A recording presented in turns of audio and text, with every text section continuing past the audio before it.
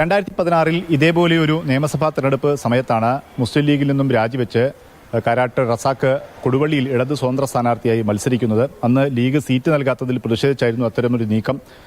ഇപ്പോൾ 10 വർഷങ്ങൾക്ക് ശേഷമാണ് ഇപ്പോൾ വീണ്ടും മാതൃസംഘടനയിലേക്ക് കാരാട്ട് റസാഖ് തിരിച്ചെത്തുന്നത്. ഇന്ന് രാവിലെ പാണക്കാട്ടെത്തി അദ്ദേഹം ലീഗ് അംഗത്വം സ്വീകരിച്ചു. പാണക്കാട് തങ്ങൾ അദ്ദേഹത്തിന് മെമ്പർഷിപ്പ് നൽകി.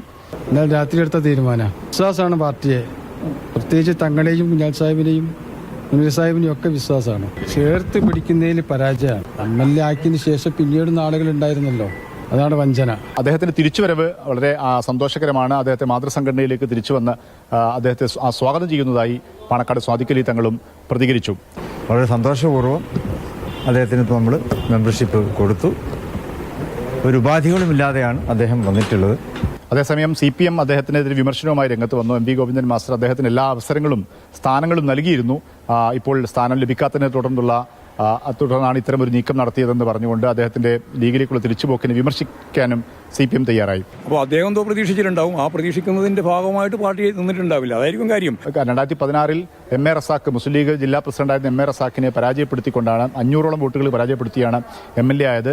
കഴിഞ്ഞ തവണ 2021 വീണ്ടും ഇവിടെ മത്സരിച്ചിരുന്നു. പക്ഷേ MK മുനീറിനോട് പരാജയപ്പെട്ടു. പിന്നീട് CPM മദ്രസ ബോർഡ് ചെയർമാൻ ഉൾപ്പെടെയുള്ള ചില സ്ഥാനമൊക്കെ അദ്ദേഹത്തിന് നൽകിയിരുന്നു. പക്ഷേ വീണ്ടും സ്ഥാനാർത്ഥിയാകുമെന്ന് പരിഗണിക്കപ്പെട്ടിരുന്നു. പക്ഷേ അതിൽ ലഭിക്കാത്തതിനെ തുടർന്നാണ് ഇപ്പോൾ ഇത്തരമൊരു നീക്കം നടത്തിയിരിക്കുന്നത്. അദ്ദേഹം ഇന്ന് വൈകുന്നേരം കൊടുവള്ളിയിൽ നടക്കുന്ന UDFന്റെ PK ഫിറോസിന്റെ തെരഞ്ഞെടുപ്പ് കൺവെൻഷനിൽ പങ്കെടുക്കും. തുടർ പ്രചരണത്തിലേക്ക് ഉണ്ടാകുമെന്ന് എന്നൊക്കെ അറിയിച്ചിട്ടുണ്ട്. ഇടക്കാലത്ത് അദ്ദേഹം ആരോഗ്യസ്ഥിതി മോശമായിരുന്നു. അദ്ദേഹം 2 വർഷത്തോളമായി പൊതുപ്രവർത്തനത്തിൽ വിട്ടുനിൽക്കുകയാണ്.